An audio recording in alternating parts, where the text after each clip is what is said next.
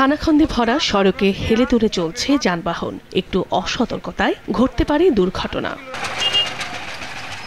হবিগঞ্জ জেলা শহরের সঙ্গে বানিয়াচং ও আজমেরীগঞ্জ উপজেলার যোগাযোগের অন্যতম মাধ্যম বানিয়াচং আজমেরীগঞ্জ শরীফ আঞ্চলিক সড়ক। সড়কটি দিয়ে প্রতিদিন শত শত যানবাহন চলাচল করে। দীর্ঘদিন সংস্কার না হওয়ায় সড়কটিতে তৈরি হয়েছে ছোট বড় খানাখন্দ।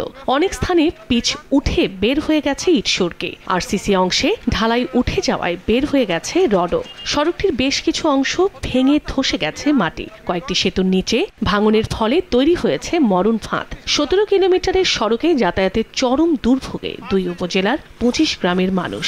মানে হলে বাঙ্গা আর কিছু নাই। আমরা আসা যাওয়া করতে মারাত্মক দুর্ঘটনায় পতিত হই। রাস্তার গুণগত মান খুব নিম্নমানের কাজগুলা করছে। দ্রুত টেন্ডার প্রক্রিয়া সম্পন্ন করে সড়কটির সংস্কার কাজ শুরু করা হবে বলে জানায় সড়ক বিভাগ। ইতিমধ্যে এই সড়কটি মেরামতের জন্য দরপত্র আহ্বান করা হয়েছে। বর্তমানে দরপত্র মূল্যায়ন কাজ চলছে।